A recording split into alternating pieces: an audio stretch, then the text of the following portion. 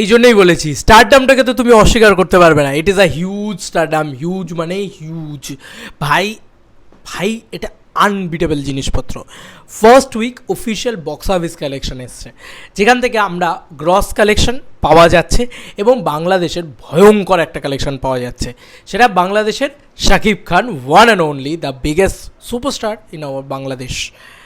সেই বাংলাদেশের শাকিব খানের একটা ছবি রাজকুমার, সেই ছবি এখনও হলে চলছে এবং সেম শো, সেম হল, সেম নাম্বার নিয়ে চলছে সেকেন্ড উইকেও একটা হিউজ কালেকশন আনবে। তো বিএমআর বেঙ্গলি মুভি রিভিউ তাদের যে পেজটা রয়েছে সেই পেজটা থেকে তারা একটা পোস্ট করে এই ছবিটা দিয়ে। পোস্টারে কী করেছে, একদিন আগে পোস্টটা করেছিল, ওপেনিং ডেতে পিছিয়ে থাকলেও প্রথম সপ্তাহে মাল্টিপ্লেক্সে এখনও অবধি বছরের সর্বোচ্চ গ্রস কালেকশন তুলেছে রাজকুমার। অলরেডি হুব্বা সিনেমার কালেকশনকে ক্রস করে বাংলা সিনেমার হিসেবে বছরের highest grosser of the year, highest grosser হয়ে গেছে রাজকুমার। এটাই বলা হয়েছে। মাল্টিপ্লেক্সে ছবিটার টোটাল এক সপ্তাহের কালেকশন 1,25,00,000 টাকা। ইয়েস, জাস্ট মাল্টিপ্লেক্স কালেকশন বন্ধুরা, 1,25,00,000 টাকা। এবার সিঙ্গল স্ক্রিন কালেকশন কত বন্ধুরা? It is a housefull thing, কারণ আমরা সবাই জানি যে কি কাতারে কাতারে লোক রোমা সিনেমা হল থেকে শুরু করে বিভিন্ন জায়গায় গিয়েছে।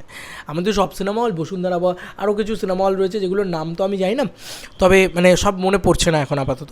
তা আমাদের এখানকার একটা পেজ সিনেবাজ, তারাই আপডেট দিয়েছে। সবসময় আমরা জানি যে আমাদের এখানকার ইন্ডিয়ান যারা পেজ হয় তারা সবসময় শাকিব খানের বক্স অফিসকে সাকসেসটাকে নিতে চায় না বা এ হয়, এরকম জিনিসপত্র আমরা দেখতে পাই। বা আমাদের এখানকার মানুষজন বিশেষ শাকিব খানকে পছন্দ করেন না, এরকম এখানকার ইউটিউবাররাও দেখেছি খুবই একটা ব্যাশিং ইয়ে। কিন্তু একটা বক্তব্য হচ্ছে যে কালেকশানটা দেখো ভাই, এই কালেকশান বাংলা ছবির তো হিউজ কালেকশান না, তো কোনোভাবেই এটাকে নেগেটিভিটি করার নেই। এখন আমি সব ছবি তো প্রিয়তম হবে না, তো এটা আসল কথা। যাই হোক, তো তারা একটা পোস্ট করেছে সিনেবাজ, এই পেজটা তারা 5 ঘন্টা আগে পোস্ট করে এই পোস্টটি। তো সর্বোচ্চ আয় করা ছবি এখন প্রিয়তমা এই বছরের আর কি, বা রাজকুমার এই বছরের।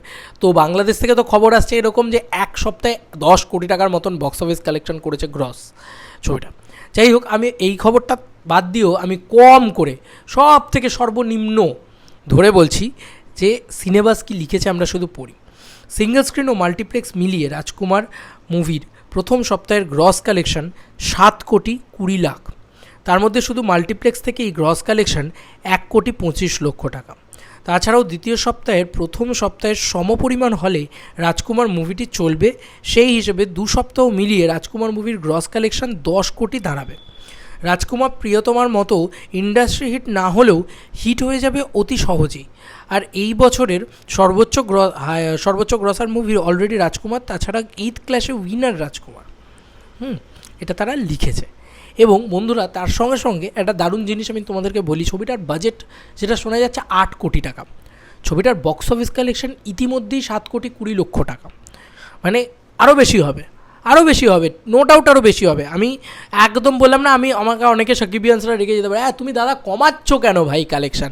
কারণ আমি এটাই বোঝানোর চেষ্টা করছি যে হাজার কমিয়ে নাও, শাকিব খানের কালেকশান কমিয়েও সেটা এত বড় নাম্বার জেনারেট করে, যেটা বাংলা ছবির সিনেমার বক্স অফিস ইতিহাসে ইতিহাস।